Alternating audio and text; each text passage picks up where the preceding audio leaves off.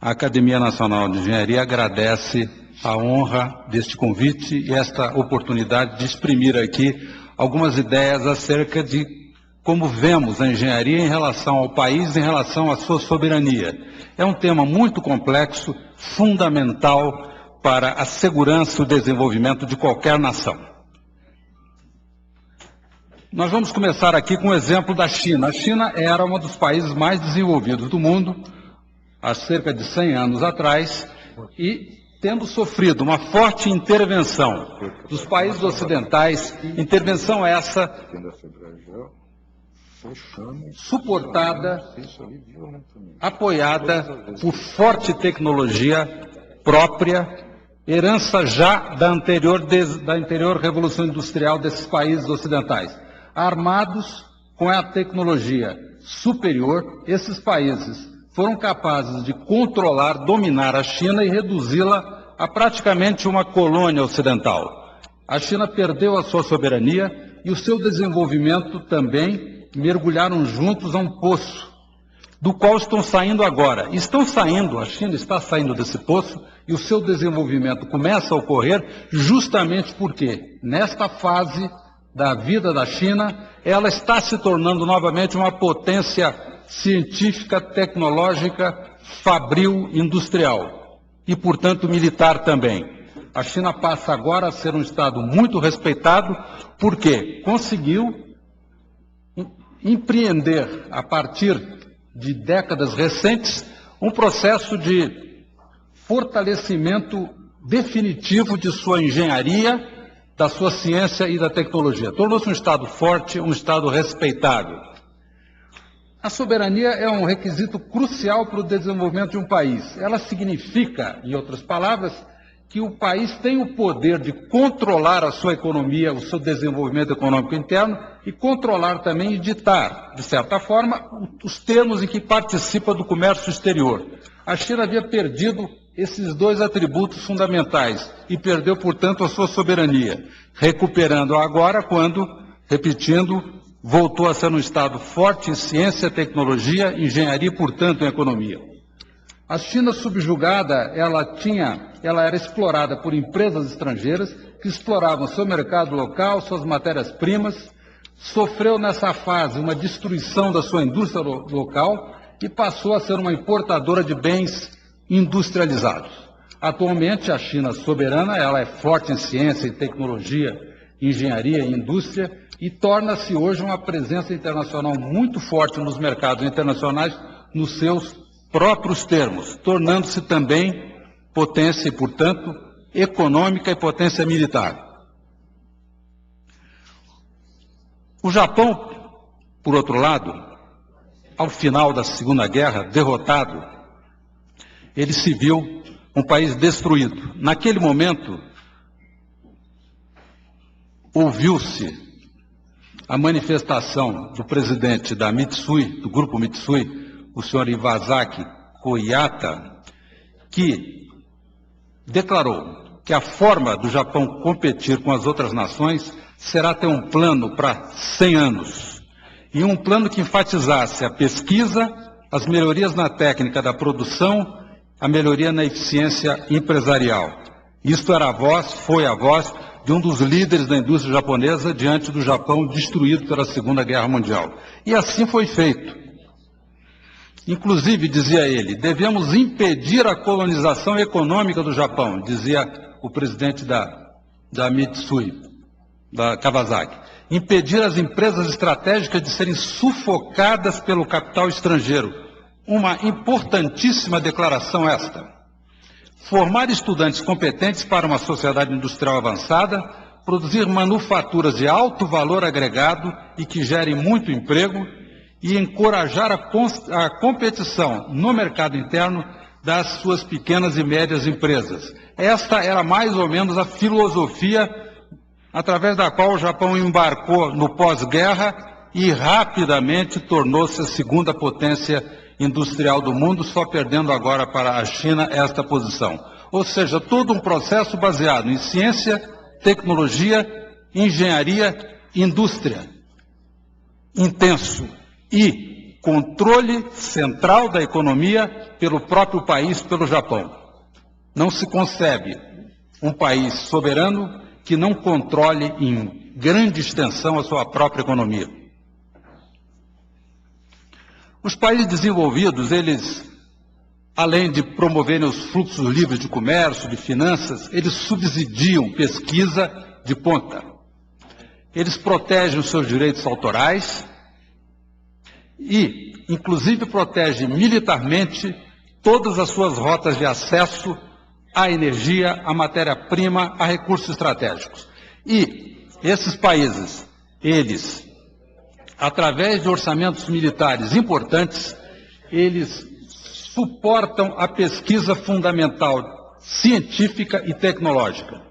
E essa pesquisa fundamental, científica e tecnológica, suportada por recursos do tesouro desses países, alimenta as universidades, os seus centros de pesquisa, que geram invenções, geram projetos para as empresas privadas e, além disso, encomendam grandes volumes de bens, de serviços a essas empresas. Essas empresas, então, bastante capitalizadas por encomendas do Estado e extremamente fortificadas por tecnologia gerada com dinheiro público, elas, no mercado internacional, fornecem bens, serviços, licenças, investem nos outros países, nas suas empresas, em mercados, e as indústrias locais dos países sofrem, geralmente, o país em geral sofre a desindustrialização, perda de soberania.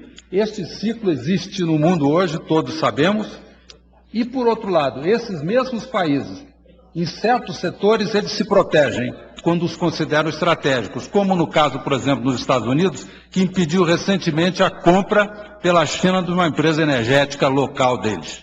Isso foi em 2005. Recentemente também impediram ou desfizeram a compra de operadoras portuárias pela Dubai Ports nos Estados Unidos, porque consideraram lá esses dois setores como estratégicos. Ou seja, o comércio é livre, o investimento é livre, porém com limitações. Assim pensam eles e assim deveremos pensar nós.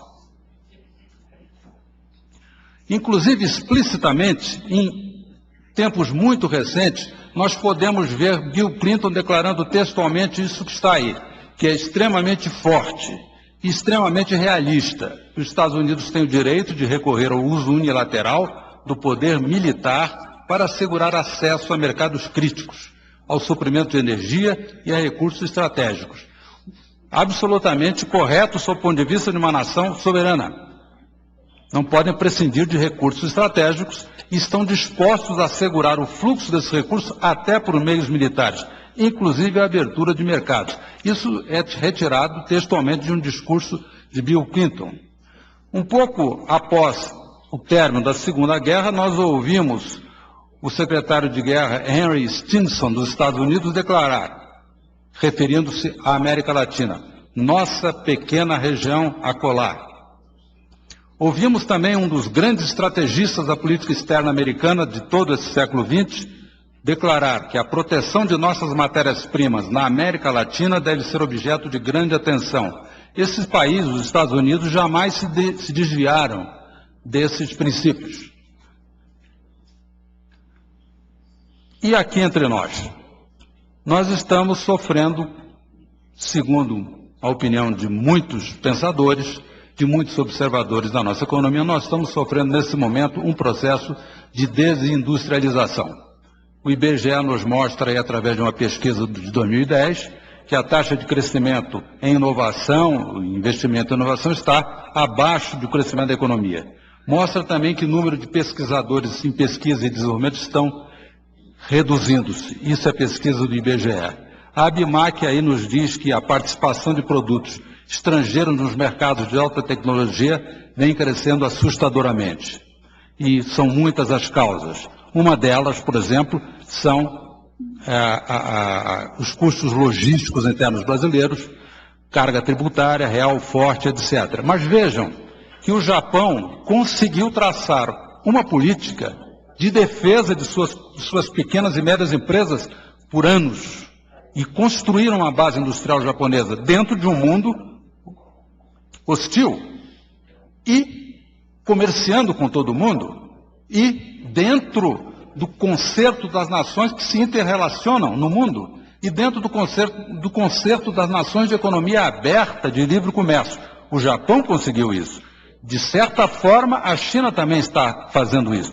A China comercia com o mundo todo, tem uma economia aberta, investe no mundo, compra e vende para o mundo. No entretanto, ela está protegendo uma indústria própria, crescendo em áreas estratégicas próprias. Inclusive está crescendo na área militar de uma maneira notável. Está aí no espaço, tem suas armas nucleares, seus mísseis, sua tecnologia de ponta. A China já está inventando o futuro tecnológico do mundo por força própria. E começou há pouco esse processo. Este é um caminho que nós temos que seguir aqui no Brasil. Vejam, por exemplo, a questão dos transportes brasileiros.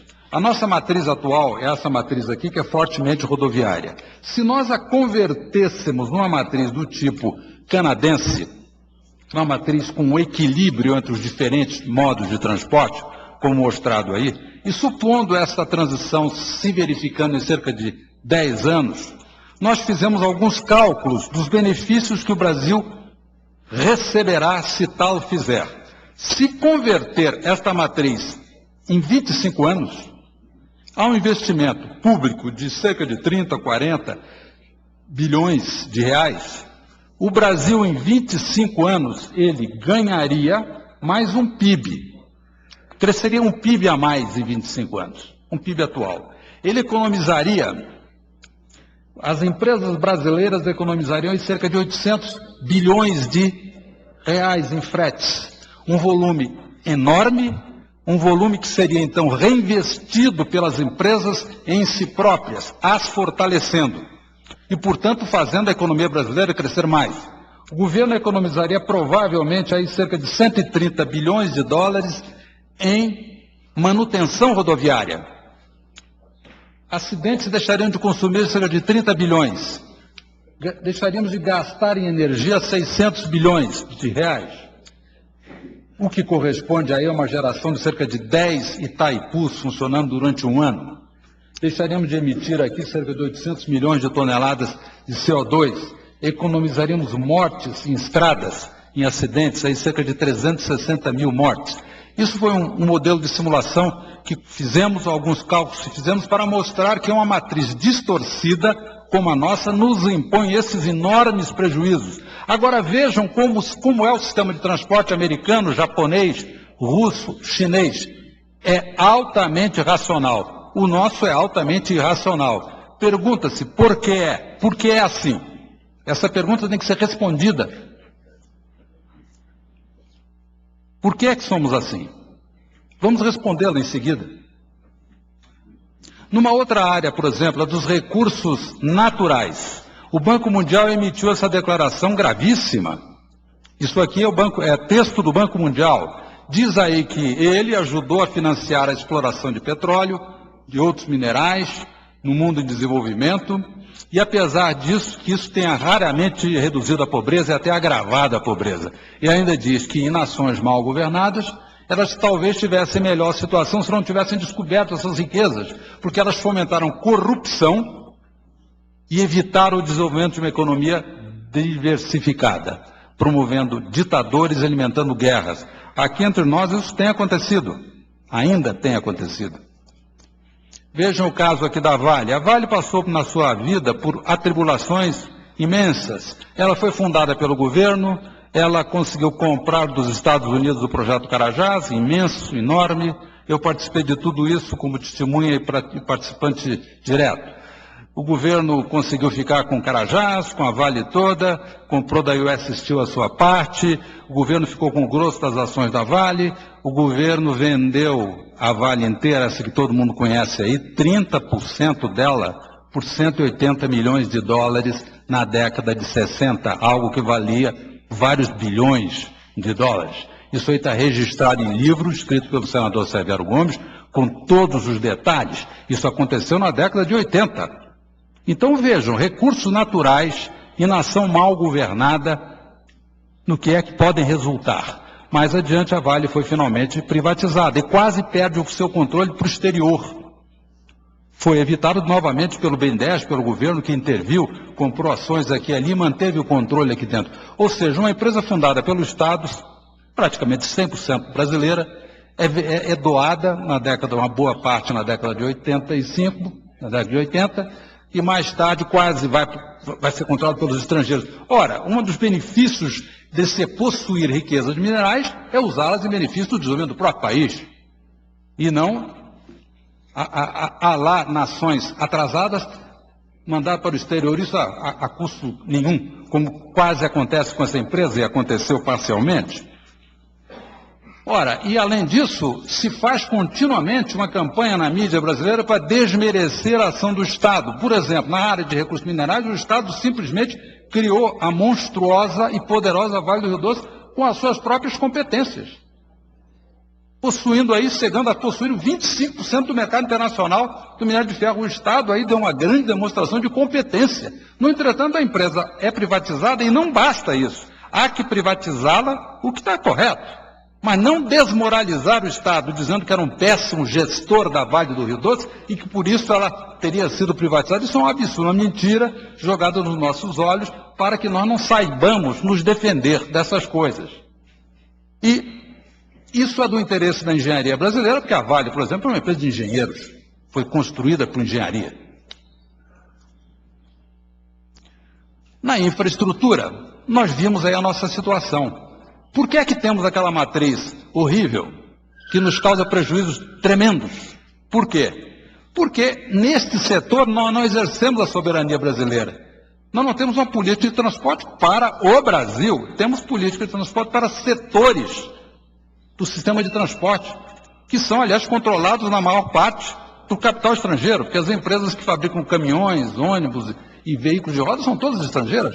A indústria nacional ferroviária foi desmontada, foi destruída, acabou. A indústria de navegação brasileira também acabou, está sendo reconstruída agora pela Petrobras, pelo Estado de novo. O Estado tem um papel muito grande a representar num país grande como o Brasil. O Estado e a sua iniciativa privada, as empresas privadas do país e as empresas estrangeiras aqui dentro, numa relação civilizada e adequada, e racional e transparente. Isso é possível, nós somos maduros o suficiente para termos esse tipo de relação. Agora é preciso que se olhe o que acontece, o que tem acontecido em passado recente, e que nos envolvamos, nós engenheiros, num processo de levar o Brasil para um patamar de racionalidade, abertura para o exterior, igualdade nos relacionamentos com o exterior, mas revelando esses problemas. Revelamos dois, algo com as matérias-primas, que aliás foi corrigido, hoje essa empresa Vale é uma empresa brilhante, está aí, é nacional, controlada, mas passou por essas vicissitudes todas. Os transportes brasileiros estão aí em uma péssima situação, porque a situação ainda não foi modificada. Temos que reconstruir essa indústria ferroviária, reconstruir a nossa indústria naval, os nossos portos, mas com empresas brasileiras. Criar aqui as empresas que vão reconstruir esse mega sistema. Bom, esse momento, para tudo isso, é um momento politicamente propício. Politicamente propício em escala mundial. É um momento propício para o Brasil poder determinar bem os seus rumos internos de desenvolvimento e participar dos mercados globais em seus próprios termos. É um bom momento. Por que é um bom momento?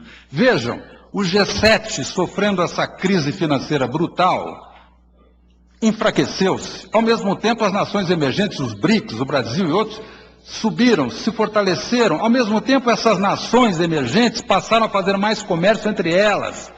Isso nos leva a que hoje o G20 seja um organismo internacional de consulta recíproca para as grandes questões do mundo. O Brasil está lá. Ótimo, melhorou o clima para o país.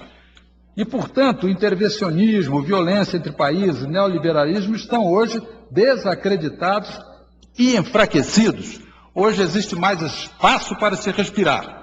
Ademais, os Estados Unidos não estão hoje com uma grande vontade ou capacidade para exercer controle sobre a América Latina. Isso é opinião americana, colhida aí nas melhores revistas americanas de política externa. É uma opinião deles. A América do Sul, por outro lado, ela elegeu governos populares muito voltados para melhorar as condições de vida das suas populações e governos que estão sendo voltados a uma integração dentro do continente, o que é importantíssimo, fazermos mais comércio aqui dentro, entre nós, e não para fora com os outros, entre nós. Isso tudo hoje são movimentos que estão aí caminhando. E, além do mais, nós passamos de uma era de escassez agora para uma era de recursos naturais valorizados. Portanto, temos que explorá-los para benefício nosso. Hoje, eles são cada vez mais valorizados e cada vez mais cobiçados. E as transferências de renda praticadas pelo nosso próprio governo, levantando uma camada de baixo da população para o consumo, para a participação econômica, isso também nos cria aqui um mercado interno interessante e importante. Portanto, esse momento é muito propício para que o Brasil desenvolva um planejamento estratégico para si próprio, adequado para o seu desenvolvimento. E planejamento estratégico de desenvolvimento, ele é centrado em ciência, tecnologia e engenharia, na China, no Japão, em qualquer país. A engenharia tem, então, que assumir esse papel, o papel de influente condutor do projeto de desenvolvimento do Brasil. A engenharia brasileira perdeu esse papel foi substituído por outros papéis que não têm o entendimento das questões da engenharia. Tanto não tem que um dia, muitos anos atrás, na década de 70, estava eu no aeroporto Santos Dumont, do lado de um grande economista brasileiro, e levantava ali um Brasília, um avião brasileiro, estava levantando. Eu como engenheiro, apontei e falei, que maravilha, um avião brasileiro decolando. Ele virou-se para mim e disse friamente, voa com o prejuízo de não sei quanto por assento. Eu fiquei estarrecido. Não tivesse esses engenheiros insistido em fabricar aviões, nós não estaríamos hoje vendendo aviões para o mundo inteiro, aviões de ponta. Então, o entendimento da engenharia é um outro. Esse entendimento da engenharia, da importância da tecnologia, da ciência, para que as nações cresçam, esse entendimento é da engenharia. E a engenharia como classe, ela tem que se movimentar e ocupar um vácuo que existe hoje no governo brasileiro, o vácuo da engenharia. As nossas integrações, elas têm 3 dimensões. Uma interna é a da elite com o povo do Brasil. Isso está acontecendo. O povo está sendo trazido para a economia. Está havendo transferência de renda. A engenharia pode, de 1000 formas, cooperar nesse sentido, porque nós temos que desenvolver aqui dentro uma engenharia que poderia ser e poderá ser modelar para o mundo. Uma engenharia onde nós trabalhamos os problemas de país pobre e resolvemos os problemas de engenharia da pobreza. E isso é igual à tecnologia própria. Uma tecnologia útil para o mundo todo, porque o grosso do mundo é de gente pobre. Então o Brasil, atacando este campo de grande importância social e humana para nós, e econômica, ele também está construindo aqui dentro um corpo de tecnologias que pode e deve e necessita ser exportado para os pobres do mundo. Uma outra integração é a regional. Esses países todos que nos cercam, eles devem comerciar mais entre si e menos, como falamos, com o exterior. Isso nos enriquecerá a todos, a todo o continente americano, sul-americano. E, naturalmente, abrir-se para o exterior de forma soberana,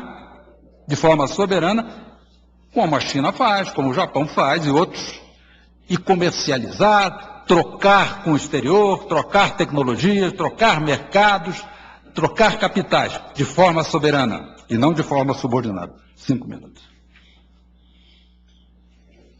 Em alguns campos, por exemplo, recursos naturais, industrializar localmente, investir lucros no país, investir esses lucros na nossa infraestrutura, na nossa educação, ciência e tecnologia. Indústria, criar uma indústria própria, sob controle brasileiro também. Inovadora, criativa, sul-sul, como falamos no caso do combate aí, dessa integração com o lado pobre da economia. A infraestrutura, atender às necessidades dos usuários. Esse caso, por exemplo, da indústria ferroviária, indústria naval, essa é uma grande oportunidade de aceleração econômica interna. O Brasil atacar isto, e há recursos para tal. naquele modelo que mostramos ali, a geração de impostos pela modificação de matriz é mais do que suficiente para pagar qualquer investimento no sistema de infraestrutura que se propôs. No meio ambiente, preservar e recuperar ecossistemas, reduzir as emissões, racionar recursos, olhar o planeta como um todo, que está em grave risco. Por exemplo, coisas que se fazem no Brasil que são altamente discutíveis, desmatar para cultivar commodities para exportar a preço baixo. Nós estamos fazendo isso. Isso precisa ser olhado com profundidade. O que é que vale mais hoje no mundo? É lógico que é preservar ecossistemas. É lógico. Preservar ecossistemas grandes vale, é necessário. O planeta está à beira de um desastre, se sabe isso hoje. Temos que preservar as florestas, recuperar a Mata Atlântica, Pantanal, cuidar do Cerrado. E não ir devastando, como está acontecendo, para exportar uma commodity barata. O que ocorre é o irracionalismo ambiental e que acaba e se reflete em irracionalismo econômico também. E ter uma defesa forte. Defesa forte é importante para dissuadir agressões. Todos os países que são respeitados são militarmente fortes ou fazem parte de uniões umbilicais com nações fortes. O Brasil não pode fazer parte de nenhuma união umbilical com nenhum país forte, porque ele é um país forte, ele é grande, ele tem que ter uma indústria de defesa adequada, inclusive uma indústria de defesa que desestimule, óbvio, agressões, mas que também alimente a indústria brasileira com tecnologia de ponta, que vem sempre da pesquisa militar avançada. Estamos acabando, né? Então eu vou encerrando aqui, o meu tempo acabou, deixando esses dois assuntos na tela. Duas enormes oportunidades de desenvolvimento que estão à nossa frente. Reativar o sistema ferroviário e a navegação brasileira e as suas indústrias. É um projeto de muitos e muitos bilhões de reais e que gerará um ciclo de desenvolvimento extraordinário de crescimento econômico no Brasil. Eu agradeço a todos a atenção, muito obrigado e me despeço aqui.